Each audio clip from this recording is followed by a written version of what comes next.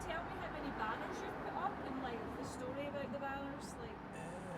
Well, the first banners I got was a girl called Gemma Alasdair who gave me the first banners.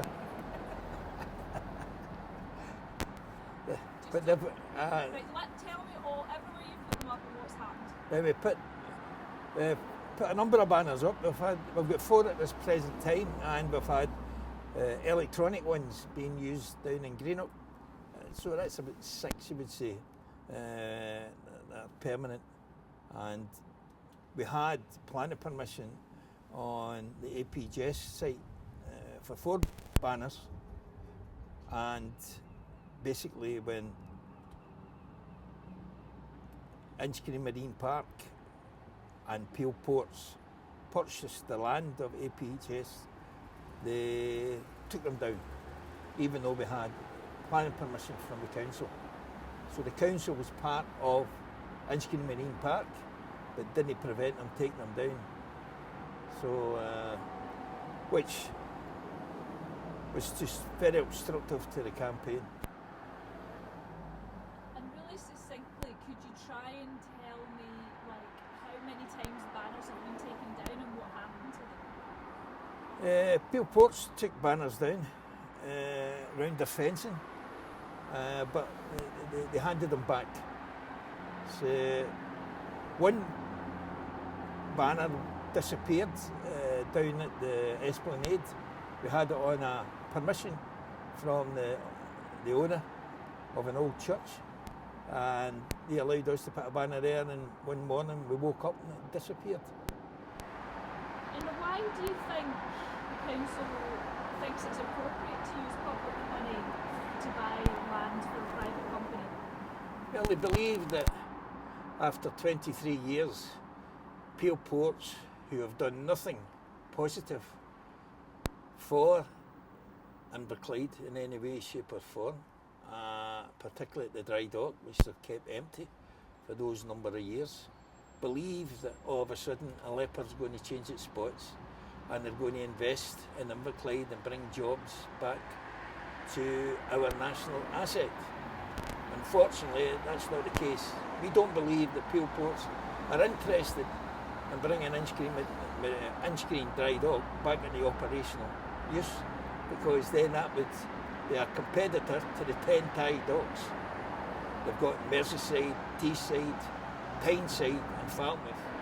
Is it just simply competition or is there more to it? There may be more in the background, I don't know, because they're very secretive, and so is the council. They've appointed 2 councillors to represent them in Inchgreen Marine Park Limited, which the public purse has paid £11.5 million to be part of, and more or less they keep all the minutes and information from that Inchgreen Marine Park to themselves. How are they managing to keep those dealings private? Because the councillors who represent the community have not a backbone to challenge the authority of the leader, Mr McCabe, or the other representative of Inchgreen Marine Park, Chris Curley. They just acknowledge that they're our representatives and they believe that everything they'll do will be of benefit to them and the community. So they don't like to ask the question, unfortunately. But surely scrutiny of public funds is essential and legally binding. Well, it's binding as far as democracy is concerned, but I've never thought Inchgreen Marine Park and anything to do with it was either democratic or not democratic. They just like to keep the secrets, and unfortunately the council and their officers like to keep the secrets too. And we haven't got the councillors who will stand up and ask the questions that's needing asked. City Deal money was obviously a joint venture between Inverclyde Council and Peel. As far as I'm led to believe, Inverclyde Council applied for all the money basically on Peel's behalf. Got that money, got the infrastructure sorted out. Any property, even after the 75 years, will revert back to Peel. So Inverclyde Council are in a lose-lose deal here unless lots and lots of companies start coming in here. Now, it's almost 2 years since the inception of this, and not one company, there's not been one announcement to say there are any companies even signed up to it. So at the end of the day, at the moment, I believe it's just a big white elephant, and it's a bit of a worry for the local economy here in Inverclyde. And is there any way we can find out what companies have been approached, or how are they advertising this? They advertised it and said before that initially there was going to be a fish processing plant, there was going to be all sorts of things. But it has been very much kept very quiet, and yes, don't worry, there'll be an announcement, there'll be this and there'll be that. As part of the campaign, we've been told that now for 7.5 years. There's things going on in the background. Through that, there is no transparency here whatsoever. And the fact is, we can ask the questions, but we're just simply not getting the answer. We've been fobbed off for a long, long time. And could you just quickly list what work they said they did for the City Deal money in terms of the joint venture? What have they said they've done with that money? Well, I've got money from the City Deal and Clyde mission. The first application was for 1.3.5 million for the refurbishment of the plater shed that sits next to the dry dock. We supported that application because PED ships were coming in, as we were informed by Stuart Jameson, the Director of Environment and Regeneration, and he said, would we support the application? We said yes, it's bringing jobs, as long as the money doesn't go directly to Peel Ports. So they refurbished it, went to a contractor, the contractor done what he was asked to do and refurbished it, and the next tranche of money was applied for was to create this new company, joint venture, Inchgreen Marine Park Limited, and 10.3 or 10.5 million was applied for, and that was to refurbish the ground, new roads, and to dismantle and destroy or remove old buildings that was no further fit for use. So all that, and also repair the sea wall. Now, that was part of Peel Port's brief as a harbour authority to repair the sea wall, but unfortunately now the public purse has been used to repair their infrastructure, and it's been the same from day one. Peel Ports get a council to apply for the money, the council get the money, hand it to Peel Ports, Peel Ports spend it refurbishing their own property that they should have been doing in the first place. But we're 2 years, on 28th of March this year, we're 2 years, and Inchgreen Marine Parks created not one job. Yeah, basically we used to get support. At very early doors of the campaign, we got support from Inverclyde Council because we raised a petition with 3,500 signatures.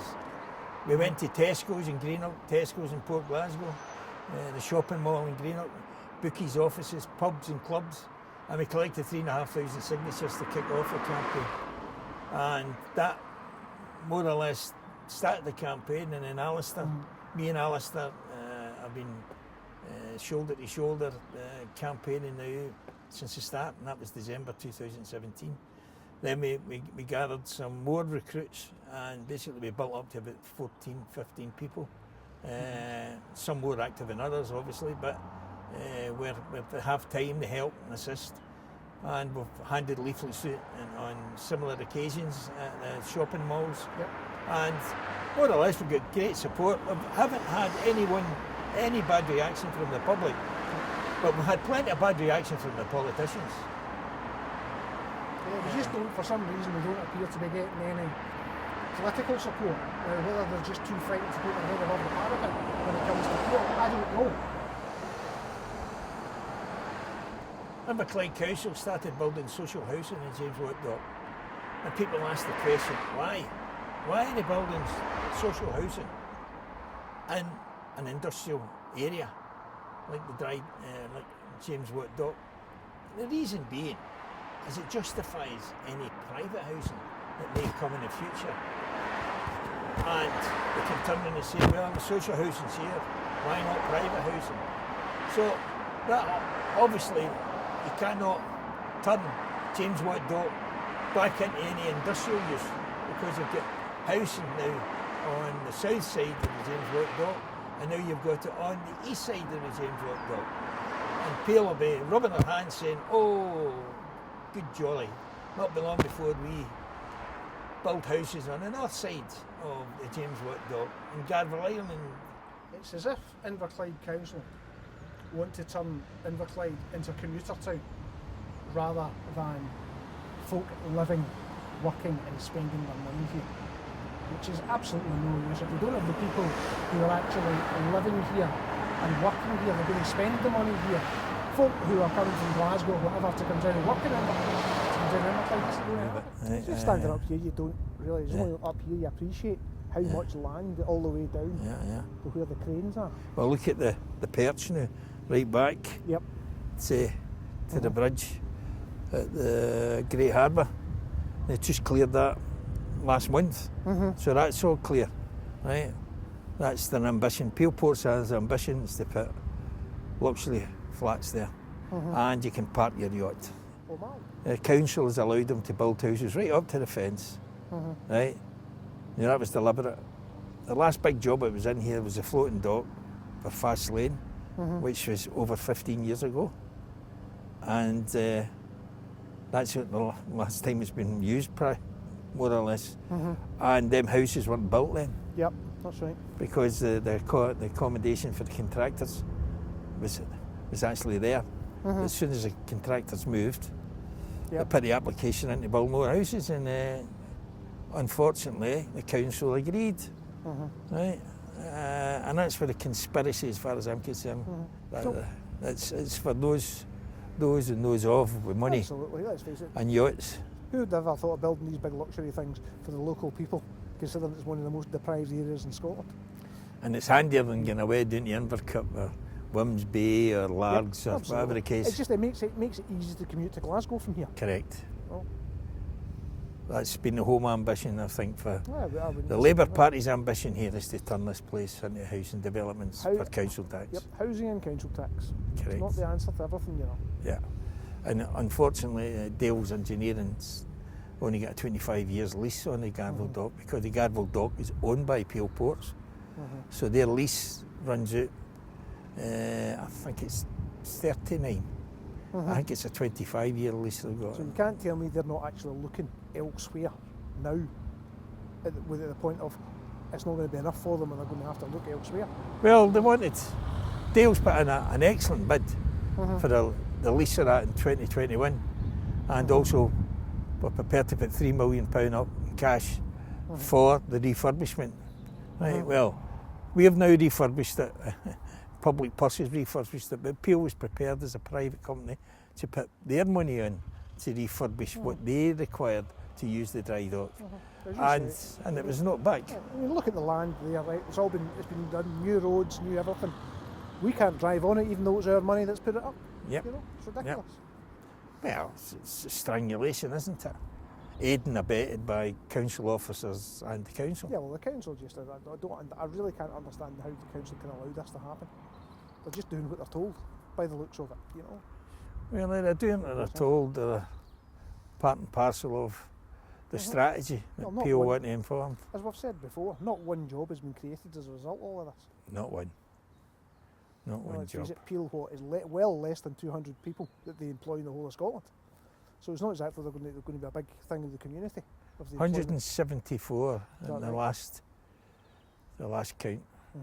174, and that includes ones that's based in Merseyside, who would come under the auspices of Clyde Ports, because when you enter the water, any shape or form, if you want a big ship to come up here or any sort of traffic of shipping, you have to phone down Merseyside before you can go in the water.